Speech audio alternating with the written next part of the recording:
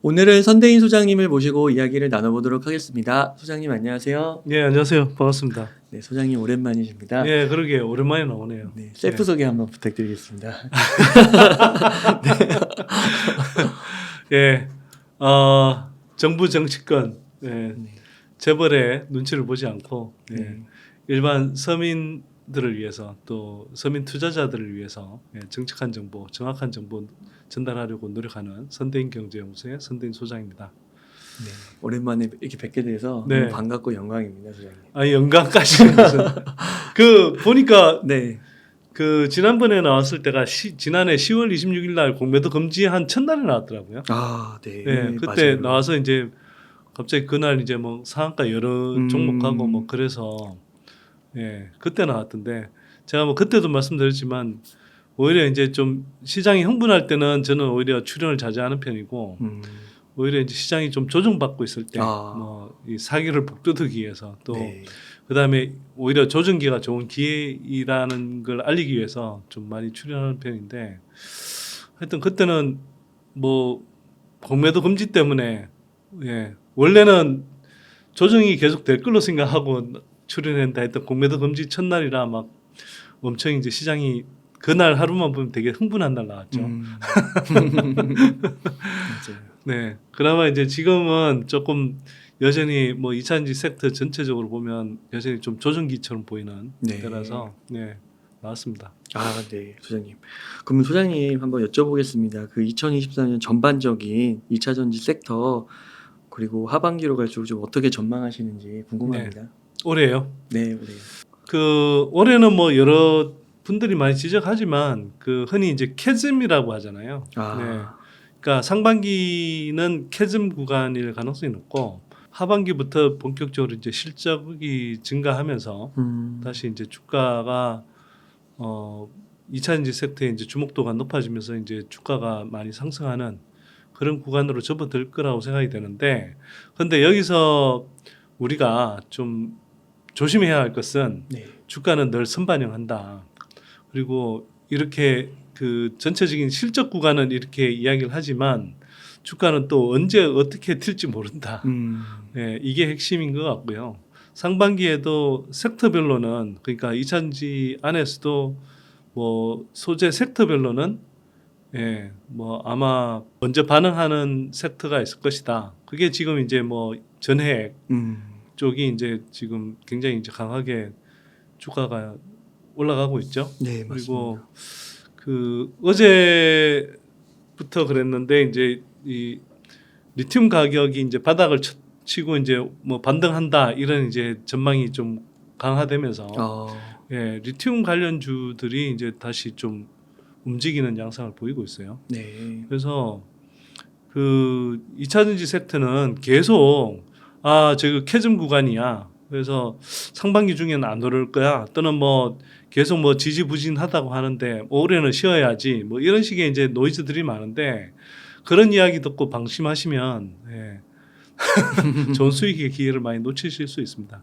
주식은 쌀 때 사는 거다. 조정기 때 사는 거다. 이거 명심하셔야 되고요. 조정기는 명분이 없지 않다. 이런 식의 캐즘이든 무슨 뭐 실적이 단기적으로 이제 성장성이 둔화된다든 뭐 이런저런 핑계가 없이 조정이 오지 않는다. 이걸 염두에 두시면 오히려 그런 이런저런 노이즈들이 많이 나올 때가 오히려 투자에 적길 수도 있다. 이미 그리고 뭐 개별 종목별로는 뭐 바닥 찍고 오르는 종목들이 꽤 많죠. 그래서 또 하나 염두에 둬야 될 것은 주가 지수의 바닥과 개별 종목들의 바닥은 다르다는 겁니다. 그래서 그걸 이해하지 못하시면 주식 투자에서 제대로 이렇게 수익을 내기 어렵다. 이 점 좀 이해하시고 2차전지 섹터도 올해 2차전지 섹터 전망도 보셔야 된다. 이렇게 말씀드립니다. 그러니까 요즘 그 댓글 보면은 그런 얘기를 좀 하시는 것 같아요. 그러니까 그 반도체 주식들이 조금 올라가고 또 다른 주식들, 다른 섹터에 있는 기업들이 올라가는데 2차 전지가 못 올라가니까 약간 이게 계속 좀 지연되는 것 같고 그러니까 기회 비용을 놓쳤다. 그러니까 2차 전지가 결국엔 올라갈 것 같기는 한데 이게 그렇다는 거죠. 이게 과정이 좀 지지부진하다 보니까. 근데 이런 상황 속에서도 저가 매수를 오히려 해야 되는 건가요? 아니면은 좀 다른 데를 갔다가 벌고 와서 다시 좀 투자를 해야 되는 건가? 이런 걸 좀 고민하시네요. 그러니까 그렇게 묻는 분들의 투자 접근법이 네. 저는 저는 굉장히 잘못돼 있거나 네. 예, 문제가 많다고 생각합니다. 네. 예. 우리가 지나고 보니 네. 예, 야뭐 챗GPT와 관련해서 또는 뭐 이제 반도체 경우에도 뭐 HBM 관련해서 네. 뭐 그렇게 이제 막 주가가 뛰는 현상들 이런 것들이 이제 확연히 보이고 하지만 정말 그렇게 자기가 잘 알 수 있었다고 한다면 미리미리 네. 예, 진작에 들어가지 뭘 선대인 말이나 뭐 어떤 배터리 아시나 뭐 그런 사람들 이야기를 왜 들어요 그러면 자기가 그렇게 잘 알면 그렇게 잘 알 수 있는 사람 왔다 갔다 하세요. 네. 근데 그 워렌 버핏 하랍이라도 그렇게 하기 어렵고 워렌 버핏도 그렇게 하지 않습니다. 왜 하지 않느냐? 근데 워렌 버핏이 그렇게 하지 않는데도 세계 최고의 그 주식 투자 거부가 돼 있잖아요. 네. 그 비결은 뭘까요? 예. 이게 어떤 그 뭐 저도 이렇게 계속 그 뭐 수익을 누적해 가면서 이렇게 겪는 경험적으로 이제 뭐 터득하게 되고 이해하는 것인데 그건 주식 투자로 부자가 되는 비결은 뭐 어떤 모멘텀이 있을 때 그때 이거 샀다 저거 샀다 옮겨가면서 요령껏 막 잘하는 사람이 돈 버는 게 아닙니다. 그렇게 해서 돈 벌었다는 사람들 주변에 많이 보셨나요? 아, 결국에는 실성을 네. 하는 것 같아요. 그 못 따라잡아요. 예, 모멘트 플레이 하는 걸 다 따라갈 수 있다고 하면 그게 뭐 한 1년, 2년 만에 워렌 버핏 되죠. 예. 근데 그렇게 할 수 있는 사람이 어디 있습니까? 못 한다니까요. 그리고 그렇게 하는 과정에서 오히려 예, 추격 매수하다가 오히려 틀리는 경우들이 너무 많고요. 그래서 그런 사람들은 오히려 대체로 수익을 못 내는 경향이 되게 강합니다. 예. 이게 그 자본시장연구원에서 실제로 이제 그 조사한 바로도 이게 특히 젊은 분들이 그런 식으로 이제 모멘텀을 따라서 이렇게 왔다 갔다 하는 투자를 많이 하는데 그런 사람들의 평균 수익률이 예, 그 좋은 종목에 진득하니 투자하는 경우보다 수익률이 대체로 더 낮고요. 네. 오히려 손실을 많이 봅니다. 그래서 자꾸 이제 이거 지금 아까 질문 주신 내용은 뭐냐면 지나고 나서 이야기하는 거죠. 사후에 와씨 반도체 엄청 올랐는데 뭐 AI주 엄청 관련주 엄청 올랐는데 이런 식으로 이야기할 수는 있는데 네. 그거는 지나고 나서 누가 말을 못해. 네. 그렇게 잘 알고 수 있었으면 그렇게 해서 기회비용이 생길 줄 알았으면 그냥 그때 하시지 예, 선대인 말을 믿고 있고 뭐 선대인 말을 믿으라고 했나요? 그리고 예. 2차 전지 산업의 성장성을 중장기적으로 믿으라고 했지. 네. 그래서 2차 전지 산업과 관련해서 제가 늘 드리는 말씀은 저는 모멘텀 플레이 관점에서 말하지 않는다. 단기 투자 관점에서도 말하지 않는다. 예, 다만 중장기적인 호흡으로 투자할 때 최소 뭐 보통 한 2, 3년 정도의 긴 호흡으로 투자한다고 할 때 그때 예, 가장 성장성이 강할 종목이 어디에 많이 있느냐? 그게 2차 전지 섹터고 그래서 2차 전지 섹터에 예, 비중을 실어서 네. 예, 진득하니 최소 빅뱅 폭발이 이제 일어나는 25년, 26년 정도까지는 최소한 투자해보라. 이렇게 말씀을 드리는 거죠. 예, 26년까지 갔는데 그리고 그분 뭐 투자하신 분들이 좋은 종목들을 잘 골라 담았는데 예, 그런데 수익이 안 났다. 그러면 그거는 뭐 제가 일정하게 전문가로서 반성할 부분이 있겠죠. 뭐가 됐든 어쨌거나 제가 이야기한 뭐 전망이 틀렸던 그 판단이 틀렸던 뭐 틀렸다고 할 수 있을 텐데 그렇게 하지 않은 분이 예, 뭐 여기 갔다 저기 갔다 하면서 뭐 수익을 잘 낼 수 있었는데 못 냈다. 예, 그거는 그렇게 말씀하시는 분이 예, 사실은 그 어떤 자기의 잘못된 결과를 가지고 남 탓하는 경우라고 생각하고요. 네. 그리고 굳이 제 경우를 이야기하자면 저는 여전히 지난 뭐 10월 달이나 연말보다 지금이 주식 계좌가 더 높은 수준입니다. 주식 계좌의 규모가. 제가 예를 들어서 지난번에 웅달 책방 나왔을 때 그때 뭐 웅달님이 물으셔서 제가 어느 쪽이 좀 투자하면 좋을지에 대해서 그때 이야기했던 게 그때 이런 이야기했어요. 길목을 지키는 투자 관점에서 예, 그 당시에 조정을 굉장히 많이 받았던 전액하고 동박업체 쪽을 좀 주목하라고 맞아요. 말씀을 드렸습니다. 네. 네. 근데 뭐 동박은 아직 뭐 본격적으로 뭐 주가가 분출하지 못했지만 네. 그 사이에 전액 쪽 종목들은 뭐 네. 주가가 얼마나 올랐나요? 맞아요. 올 들어서 가장 많이 오른 종목이 엔캠이거든요. 맞아요. 예. 엔캠이 전액의 대장주 아닙니까 지금? 네, 저는 엔캠 하면은요 네. 손대인 소장님 생각나요. 그때 방송에서 말씀해 주셨거든요. 네. 아니 그래서 네, 보십시오. 그러니까 네, 뭐 모르겠습니다. 이제 일반적으로 2차전지 섹터 그러면 뭐 그분이 어떤 종목을 투자하느냐에 따라서 계속 예를 들어서 양극재 쪽에 머물러 있었고 그 양극재들은 뭐 이렇게 본격적으로 이렇게 뭐 주가가 아직 반등을 못했기 때문에 뭐 기회 비용 운운 이렇게 이야기할지 모르겠지만 제가 그때도 좀 주목하라고 이야기한 대로 뭐 전액하고 동박 쪽을 투자했다면 동박도 제가 이야기했을 때보다는 분명히 주가가 올라왔거든요. 네. 그리고 전액 같은 경우는 엔캠은 뭐 몇 배 이상 올랐고 그 외에 뭐 저 득산텍 코피아, 뭐 솔브레인 홀딩스, 그 다음에 동아기업 이런 종목들도 상당히 가파르게 올라왔거든요. 네. 거의 뭐 2배 가까이 올라온 종목들도 있고 거기에서도. 그러면 그게 기회비용이 생긴 건가요? 오히려 그게 제대로 투자했으면 수익 많이 냈을 텐데요. 그러니까 왜 말을 제대로 안 들으면서 이렇게 엉뚱한 소리 하는지 모르겠습니다. 저는. 또 네. 막 그 양극재나 이런 거 주가 많이 올라갈 때도 어느 정도 일정 부분 매도하라고도 하셨고 다 매도하는 건 아니죠. 네, 제가 단순히 매도 관점이라기보다는요. 그러니까 그 주가가 오버슈팅할 때 좀 그리고 수익이 꽤 많이 났을 때 그리고 단기적으로는 그 어떤 그 회사의 실적이나 그 어떤 매력도에 비해서 주가가 좀 그 오버슈팅하는 구간들이 분명히 있잖아요. 그럴 때는 일정하게 수익을 실현했다가 뭐 조정이 충분히 안 오면 아쉽지만 이제 그 확보한 현금을 가지고 좀 더 좋은 그 당시에 좋게 보는 어떤 매력적인 종목들의 비중을 다시 실으시면 되고 만약 그 종목이 다시 조정을 크게 받아서 정말 매력적인 구간으로 떨어진다? 그럼 그 종목을 사시면 같은 돈으로 더 많은 물량을 확보하실 수 있잖아요. 그게 네. 중장기적인 관점에서 훨씬 더 좋은 방법일 수도 있거든요. 네. 그렇다고 뭐 예를 들어서 오버슈팅 할 때도 제가 뭐 전량 다 팔라는 것도 아니고 뭐 한 20-30% 정도. 그리고 수익 실현했다가 또 조정 오면 또 그 자금으로 더 많이 담으시면 되고 그걸 반복해서 예를 들어서 이렇게 기복을 그리면서 뭐 3년, 5년 이렇게 이제 성장할 기업에 투자한다. 그러면 조정 올 때마다 이렇게 담아두시면 그게 나중에 3년, 5년 후에 그 종목의 비중이 얼마나 늘어나겠습니까?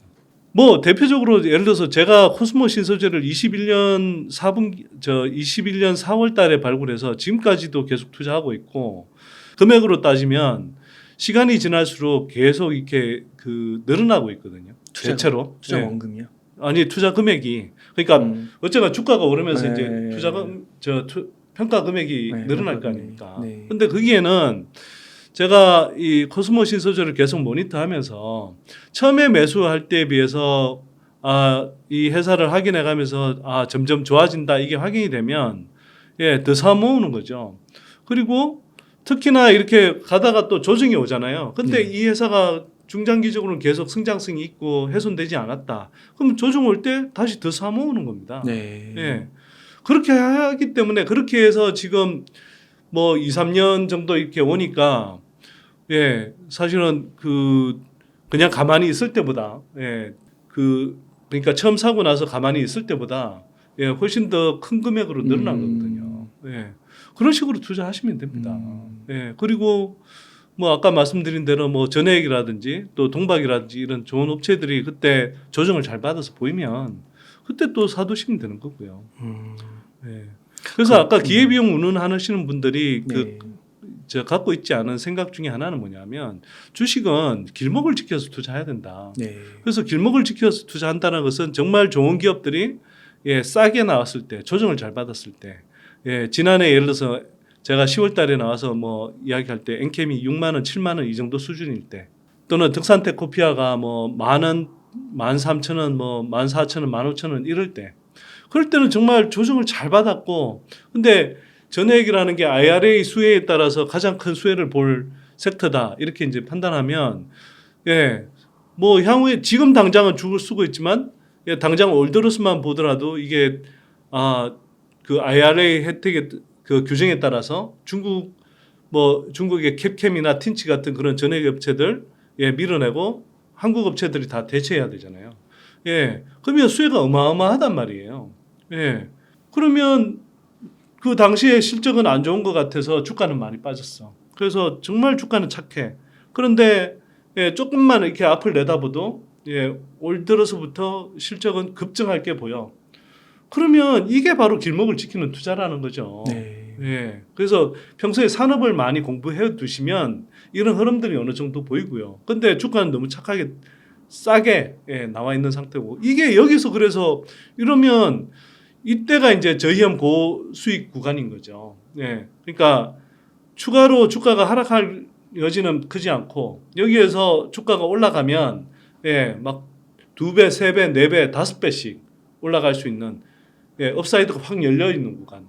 이런 게 저희형 고수익 구간이고 이 저희형 고수익 구간에서 당연히 비중을 실을 수 있죠. 왜냐하면 추가로 하락할 여지는 크지 않으니까 뭐 자기가 큰 돈을 이렇게 실을 수가 있고 그러면 이렇게 큰 돈을 실은 게 3배, 4배, 5배가 된다. 그러면 1억이 예를 들어서 3억, 4억, 5억이 되는 경험을 하고 이런 걸 한번 경험하시고 나면요. 그 다음에는 이걸 그분이 주식 투자라는 걸 이렇게 하는 거구나. 이렇게 해야 정말 의미 있는 수익이 생기는 거구나. 이 경험들을 누적해 가시면 그분은 5년, 10년 정도 지나면 정말 노후 정도는 아무런 걱정하지 않아도 될 만큼 사실 큰 부자가 될 수가 있어요. 그래서 이걸 깨우치셔야 되는데 질문부터가 무슨 반도체도 가고 뭐도 갔는데 뭐 그 사이 2차 전지 뭐 좋다고 해서 계속 눌러 앉아 있었더니 뭐 기회비용 뭐 엄청나게 발생했다. 그건요. 정말 그런 소리 하는 사람들은 비겁하기도 하고 정말 스스로 나는 못나니 이렇게 인정하는 겁니다. 그런 답답한 소리 좀 하지 마세요.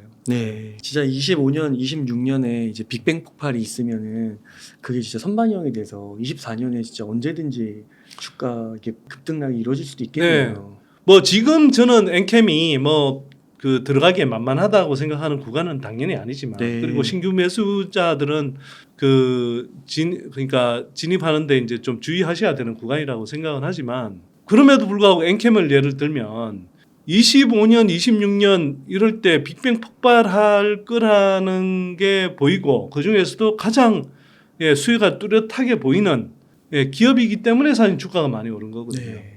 오늘자 그 어떤 한 경제지 기사를 보니까 무슨 지난해 에코프로처럼 무슨 실체도 없이 오른 것처럼 막 이렇게 떠들어놨던데 정말 아무것도 모르고 막 쓰고 있다는 이런 생각이 좀 들더라고요. 그 엔캠이 급등하긴 했으나 엔캠이 급등한 이유가 있습니다. 근거가 있습니다. 왜냐? 지난해 연간 기준으로 매출이 4,500억 정도밖에 안 되거든요. 근데 25년 내년 정도 되면 회사 계획은 3조 6천억. 그다음에 25년 가면 26년 가면 5조 4천억 정도 매출을 올릴 수 있다고 회사는 보고 있거든요.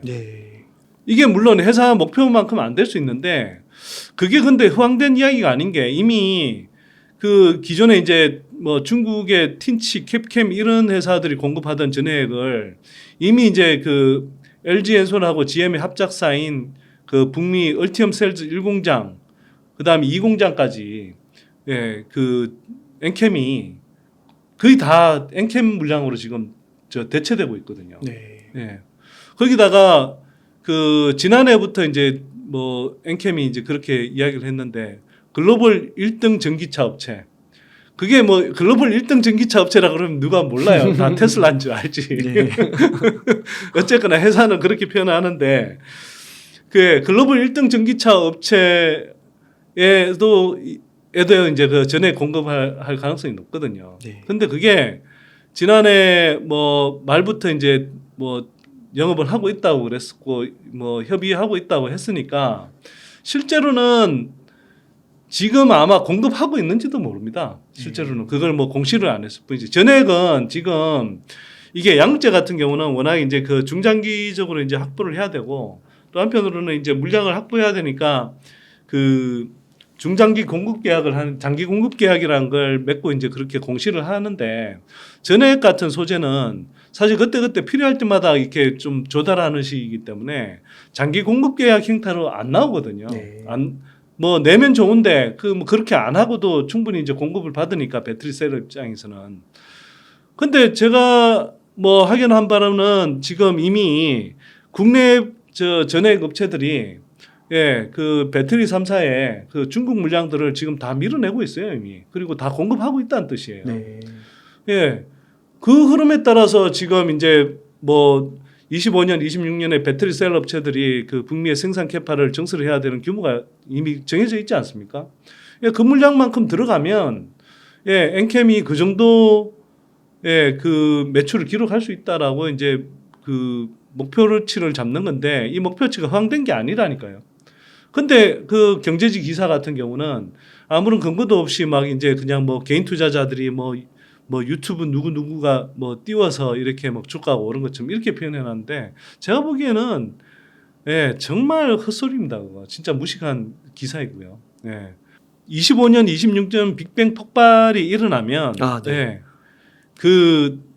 그걸 그때 일어나기 전에 선반영해서 맞아요. 오르는 주가가 오를 가능성들이 상당히 있다. 그렇기 때문에 제가 아까 말씀드렸지만 올해 상반기가 캐즘 구간일 거라고 해서 방심하면 안 된다. 이때도 계속 투자를 해야 되고 정말 좀 주가가 먼저 반응할 수 있는 좋은 기업들을 미리 공부해두고 그 기업들을 좀 선점하듯이 길목을 지키는 방식으로 투자하는 게 현명한 투자자의 방법이고 그렇게 하는 사람이 오히려 더 큰 수익을 낼 수 있다. 이렇게 강조하는 겁니다. 그 2차 전지 투자를 좀 강조해 오셨던 분들 중에서 엔캠이 너무 급등하다 보니까 엔캠을 좀 팔아가지고 오히려 좀 소외된 뭐 양극재나 지주사나 리튬 관련 기업들 이런 거에 투자하는 거를 또 얘기하기도 하시더라고요.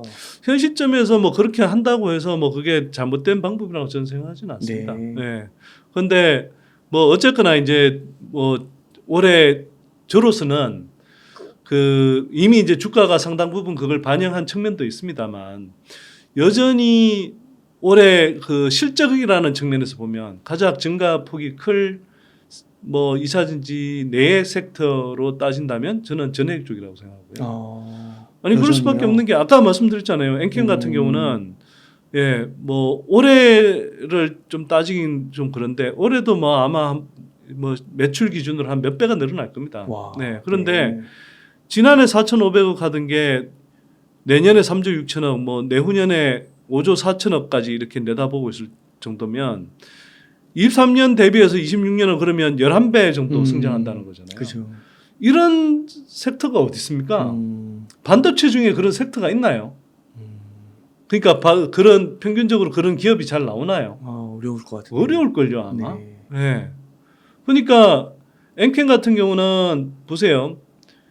제가 뭐 엔캠 이야기 나온 김에 조금 여기서 마저 하고 가면 엔캠을 저는 지금 다시 한번 강조하지만 신규 매수자가 그 지금 진입하기에는 굉장히 부담스러운 주가 수준이다. 이건 제가 전제를 하고 말씀드리는데 다만 이게 이제 또 경제지 같은 데서 뭐 마치 거품이다 이런 식으로 좀 이야기하는 게 저로서는 또 뭐 화가 나기도 하고 그래서 좀 반박을 하기 위해서 말씀을 드리면 5조 4천억의 매출이 난다고 하면 이게 그 당시에는 전해질염 같은 이런 그 전해질염 같은 것들을 이제 좀 내재할 가능성이 높기 때문에 영업이익률이 실제로는 10%보다 더 높은 한 12% 이렇게 날 수도 있어요.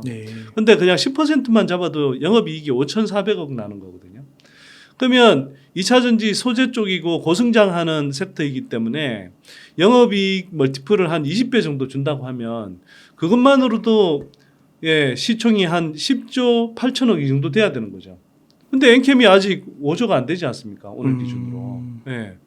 그러면 그때까지로 보면 아직 상승 여력이 있다고 볼 수도 있는 거예요. 근데 뭐 제가 엔캠 말씀만 드렸습니다만 제가 추정하기로는 그 동아기업의 경우는 뭐 회사의 이제 어떤 뭐 좀 가이던스라든지 설명을 바탕으로 해서 제가 추정한 바로는 동아기업의 경우는 이게 전액 매출이 향후 한 2, 3년 내에 25년 내지 빠르면 25년, 26년 정도까지는 한 2조 원 정도 그 매출이 더 증가할 수 있거든요. 덕산텍 코피아 같은 경우는 거의 1조 원 가까이 증가할 수 있어요. 네. 그러면 비슷한 방식으로 10% 영업이익률을 부여하고 거기에 멀티플 20배를 곱한다고 하면 이게 이제 시총으로는 4조 원, 2조 원 정도의 가치가 있는 거죠, 각각. 근데 예를 들어서 엔캠은 그렇다 하지만 동아기업은 뭐 오늘 기준으로 1조 한 4천억 정도 되고 덕산텍 코피아는 뭐 한 5천억, 6천억 이 정도 되거든요. 그러면 거기에서 만약 26년까지 이런 그 전액 기업들의 실적이 증가한다고 하면 업사이드가 얼마나 더 남아 있냐 하는 거죠. 네. 예.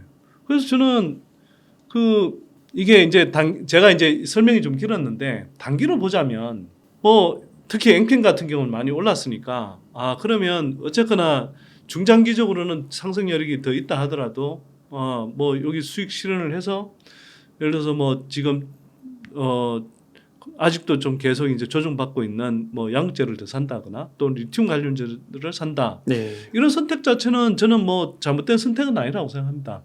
예. 그 특히 이제 최근에 리튬 가격이 이제 바닥을 다지고 반등하는 조짐이 뚜렷하잖아요. 예. 그러다 보니 당연히 그렇게 되면 뭐 리튬 관련주들이 수혜를 볼 수밖에 없고, 예. 또 한편으로는 양극재가 리튬 가격 때문에 재고 평가 손실 등등을 이제 반영해서 실적이 엄청 안 좋았고 또 그런 실적 흐름 때문에 이제 주가가 조정을 많이 받았기 때문에 거꾸로 보면 리튬 가격이 반등한다고 할 때는 이제 그런 측면에서 이제 실적이 좋아질 것이고 그러면 또 다시 이제 주가가 상당폭 반등할 가능성이 높다고 보기 때문에 네. 그건 뭐 논리적으로 충분히 그렇게 추정할 수 있는 거고 그 흐름을 추정하는 사람들이 그런 방향으로 움직인다라는 것은 뭐 저는 틀린 선택은 꼭 아니라고 생각합니다. 네. 포스코 그룹의 회장님께서 아르헨티나로 출국했다고 하더라고요. 네. 이게 그만큼 중요한 건가요? 리튬 관련된 사항들이요. 왜냐하면 네. 그러니까 리튬은 어쨌거나 우리가 이제 보통 그 배터리라고 하는 게 지금 리튬 이온 배터리잖아요. 네. 기본적으로 리튬이 기본 베이스가 될 수밖에 없거든요. 그러면 리튬이라는 것이 뭐 어쨌거나 가장 그 베이스가 되는 광물이고 그만큼 또 어쨌거나 비용 측면에서도 중요한 광물이기 때문에 네. 그 리튬을 이제 안정적으로 확보하는 것이 매우 중요하고 더구나 25년, 26년 빅뱅 폭발을 앞두고 이 리튬 수요가 급격하게 증가할 수밖에 없거든요. 네. 이에 대해서 지금 IRA 그 규정에 따라서 이 기존에 이제 리튬을 공급받던 그 물론 이제 뭐 남미 쪽에서 남미의 염호라든지 또는 호주의 이제 광산 이런 데서 이제 리튬이 주로 이제 그 뭐 채굴돼서 그걸 이제 중국에서 이제 갖고 와서 뭐 정제련하고 해서 이제 뭐 가공해서 공급받는 시기이긴 하지만 어쨌거나 이제 중국에서 리튬을 대부분 공급받은 거죠. 근데 이게 IRA 규정에 따라서 가면 갈수록 이제 이걸 그 중국이 아닌 다른 지역에서 특히 미국의 이제 FTA 체결국들을 비롯한 우호국에서 이제 공급을 받아야 되는 상황이잖아요. 그런 측면에서 보면 이제 리튬 공급은 늘 안정적으로 확보하는 것이 중요하고 앞으로 이제 빅뱅 폭발을 향해서 갈 때 수요는 계속 늘어날 것이 뻔해 보이고 그런 상황에서 중국을 배제한 그 공급망을 확보해야 된다. 그런 측면에서는 당연히 이제 그만큼 그 확보를 해야 되기 때문에 중요하기 때문에 그렇게 달려간 거라고 봐야죠. 트럼프 이슈를 하나 여쭙고 싶은데 네. 트럼프가 이제 대통령이 될 가능성이 되게 높아 보이긴 하는데 보면은 이제 그 전기차나 그러면은 그런 쪽에 뭐 호재성 발언은 아니잖아요. 오히려 악재에 이제 가깝고 막 다 갈아엎을 것처럼 얘기하기도 하고요. 그러면 이제 리튬 같은 거 관련해서도 뭔가 덜 필요할 것 같고 계속 전기차 시장은 지연될 것 같고 이런 면에 대해서는 좀 어떻게 생각하세요? 일단 저는 뭐 트럼프가 될 거라는 거에 대해서 아직 속단하기 되게 이른 시기라고 생각하고요. 왜냐하면 그 뭐 트럼프에 비해서 바이든이 아직 본격적인 선거 운동에 나서지 않은 국면이라고 좀 볼 수 있을 것 같고요. 그다음에 트럼프는 일단 뭐 지금 계속 나오지만 뭐 민사 소송에서 져서 이렇게 뭐 엄청난 벌금을 물어야 되는 그 소송 리스크들이 굉장히 많고 뭐 지금 걸려 있는 소송 건수만 해도 어마어마하다고 그러죠. 예. 그래서 뭐 그런 이슈들이 이제 충분히 부각될 수 있다라는 걸 좀 감안해야 되고요. 그다음에 반면에 이제 바이든이 좀 이게 어쨌거나 좀 연로한 노쇠한 지금 이미지고 그러다 보니 자기가 실제로 여러 가지 일들을 하고 나서도 이걸 좀 사람들한테 어필하는 게 좀 그 뭐랄까 어필하는 어떤 설득력이 좀 떨어진다 그럴까?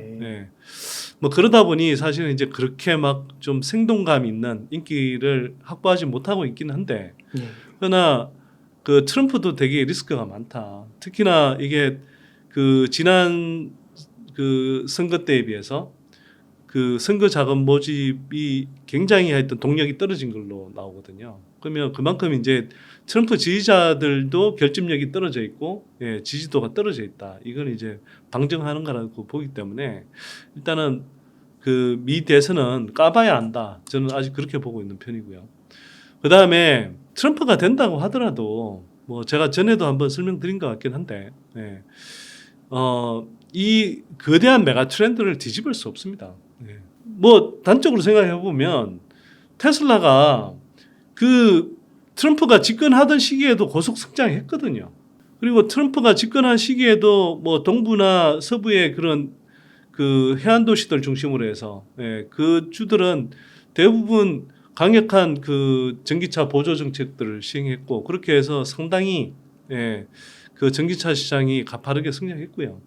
그다음에 IRA 그 뭐 세제 혜택을 뭐 철폐한다 뭐 이런 식의 이야기를 하는데 그게 정치적으로 쉽지도 않습니다. 왜냐하면 예를 들어서 트럼프 시절에 오바마 케어라고 해서 이제 미국의 이제 그 의료보험제도 그 오바마 때 이제 강화했던 의료보험제들을 뭐 철폐하겠다고 그 캠페인 공약으로 내놨음에도 불구하고 그걸 그리고 그때 당시에 상하원 모두 공화당이 그 지배한 적이 있었음에도 불구하고 그때 오바마 케어를 철폐를 못했거든요. 왜? 오바마 케어가 대중적인 지지를 받고 못했단 말이에요. 그리고 또 한편으로는 생각해 볼 수 있는 게 그 트럼프 시절에도 태양광하고 풍력 발전에 대한 세액공제 혜택을 없애지 않고 지속했습니다.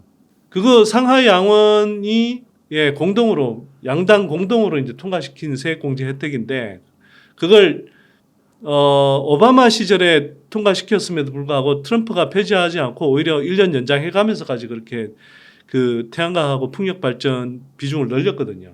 특히 태양광 그 중에서도 이런 풍력 발전 같은 경우는 걸프만을 비롯해서 이게 공화당 집권하고 있는 주에서 그 굉장히 큰 비중을 가지고 이제 이 산업적으로 성장한 발전원이에요. 그런데 결국 정치적으로도 보면 결국은 공화당에서도 결국 풍력이든 태양광이든 계속 세액공제 혜택을 줘서 그쪽 산업이 살아나도록 해야 되는 거였거든요. 그래서 풍력이든 태양광이든 트럼프 시절에도 계속 비중이 확대가 됐습니다. 전기차도 저는 그럴 수밖에 없다고 봐요. 전기차도 뭐 지금 트럼프가 뭐 그런 식으로 자꾸 엄포를 넣고 있기는 한데 저는 그건 선거용 그러니까 레토릭일 가능성이 높다고 생각하고요.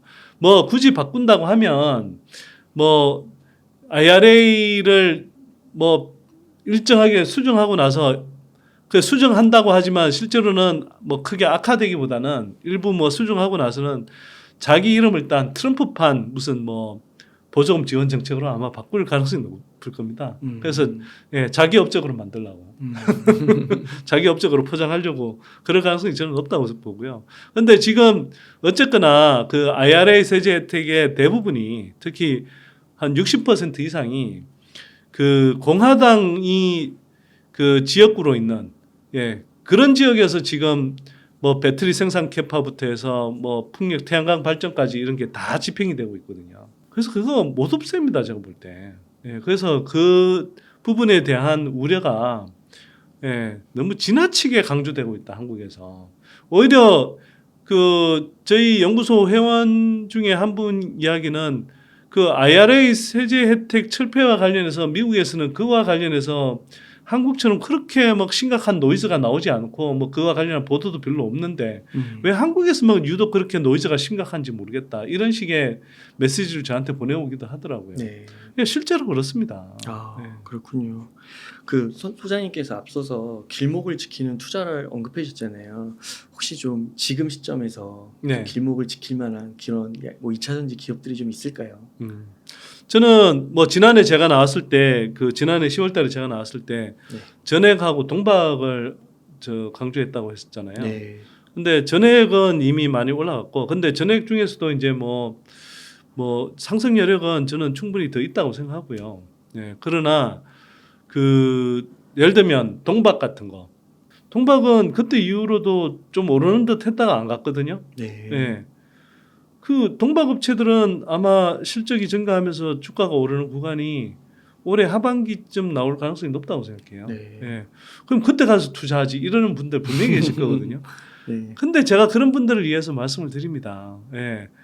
그게 주가가 꼭 언제 오를 거라고 누가 예단할 수 있습니까? 제가 모멘텀은 하반기 쪽으로 갈수록 이제 그와 관련된 뭐 이제 모멘텀이 발생할 수 있어서 그렇다라고 말씀을 드리지만 주가는 선반영을 하는데 선반영이 언제 일어날지 모르는 거죠. 네. 제가 전액 강조했을 때 전액은 제가 지난해 한 10월쯤부터 제가 뭐 저희 선대인 TV에서도 강조하고 했었는데 그때도 뭐 일부에서 그러더라고요. 아니 뭐 빅뱅 폭발 이야기하면 빅뱅 폭발에 이제 수혜를 받을 거다 막 이런 이야기를 하면 아니 그럼 빅뱅 폭발 일어날 때 그때 가서 투자하지. 제가 그때도 그랬죠. 그리고 그때 저는 정확하게 전액을 염두에 두고 말씀을 드렸는데 아니 빅뱅 폭발 하게 되면 그때는 이미 주가 다 올라 있을 거다. 그런데 뭐 이렇게 알려줘도 못 먹으면 할 수 없고 네. 그런 이야기인데 아니 알려줬잖아요. 나는 알려줬는데 결국 그런 사람들은 못 먹었을 거거든요. 네. 예, 뭐 이런 표현은 좀 저렴한 표현 써서 죄송한데 예. 알려줘도 못 먹는다니까요. 그런 사람들은. 네. 그러면 지금 보세요. 동박을 제가 말씀을 드리잖아요. 예, 동박을 제가 볼 때는 지금 길목을 지키는 투자 관점에서 투자하기 좋은 구간이라고 생각합니다. 지금 예를 들어서 뭐 아직 동박 실적 본격적으로 회복되는 느낌이 아니죠. 예, 그리고 아직 상반기까지는 좀 뭐 예를 들면 SKC든 롯데에너지 머티리얼즈든 말레이시아에 이제 좀 싼 전기료를 이용한 그런 대규모 동박 공장을 이제 가동한다고는 하는데 그게 이제 뭐 아직 풀 가동 단계가 아니고 하기 때문에 실적으로 이제 본격적으로 반영되는 기간은 조금 더 걸릴 거예요. 그러다 보면 아직 상반기에는 의미 있게 이제 그렇게 실적이 회복되는 모습이 아닐 거거든요. 네. 예. 그래서 그러면 뭐 그렇기 때문에 사실은 지금 주가가 크게 못 오르고 있는 거거든요. 네. 예. 근데 길목을 지키는 투자라는 건 원래 그런 겁니다. 예, 주가가 싼 데는 싼 이유가 있죠. 그러면 실적도 막 잘 나고 진짜 막 고속 성장하는데 주가가 그대로 있을까 봐요. 근데 지금 실적이 잘 안 나지만 하반기로 갈수록 실적이 본격적으로 성장할 구간으로 접어들 것 같다. 그러면 상반기에 그래서 지금 뭐 실적이 안 좋다 어떻다 이런 노이즈들이 자꾸 나올 때 네. 그것 때문에 주가가 조정받고 있는 거죠. 그러면 그럴 때 그냥 비중을 실어서 사두면 되는 거잖아요. 그러면 진짜 실적이 좋아지는 구간 그리고 실적이 좋아질 거라는 기대감이 이제 무르익는 구간에서는 주가가 오르겠죠. 네. 그리고 그 주가가 오르는 속도는 누구도 몰라요. 어떤 경우는 굉장히 폭발적으로 갑자기 막 급등하는 경우도 있고 서서히 달아오르는 경우도 있고 뭐 여러 가지 형태이지만 어쨌거나 확실한 건 그리고 지금 중요한 건 이 회사들이 그냥 몇 달은 모르겠지만 뭐 빅뱅 폭발 시점까지 25년, 26년 정도까지 보면 실적은 큰 폭으로 늘어날 가능성이 높고 근데 그런 늘어날 실적에 비해서 주가는 지금 굉장히 저평가되어 있는 구간이다. 그것만 알고 있다 그러면 중장기적인 관점에서 투자하는 사람들 입장에서야 부담이 뭐가 있나요? 어차피 제가 뭐 지금 투자해서 한두 달 안에 팔 것도 아니고 3개월 후에 6개월 후에 팔 것도 아니기 때문에 네. 뭐 물론 이제 주가가 급등하면 뭐 단기간에 급등한다 그러면 그 2년치를 예를 들어서 뭐 2달, 3달 만에 반영해 버렸다. 그러면 일정하게 수익 실현을 할 수도 있겠지만 대체로 그런 게 아니라 뭐 26년까지 한 3배, 4배가 오른다. 이렇게 이제 가정을 하면 그때까지 투자한다고 생각하면 그거 2년, 3년 기다려서 3배, 4배, 5배 수익을 올릴 수 있다. 투자 안 하시겠어요? 해야죠. 당연히 해야 되잖아요. 근데 사람들이 그걸 못 기다린다니까요.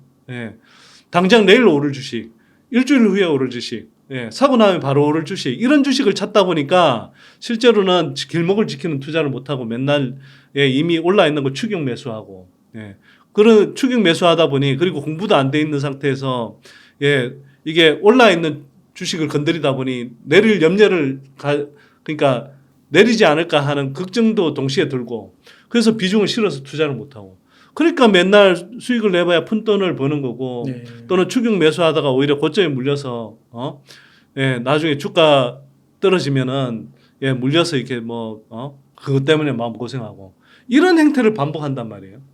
그러지 마시라는 거죠. 제 말은. 네. 그래서 그런 관점에서 보면 저는 뭐 동박업체들이 일단 괜찮은 것 같다. 그 실적이 앞으로 많이 들어요. 네네. 특히 그 중에서도 저는 SKC를 더 선호하는 편인데 SKC 제가 갖고 있습니다.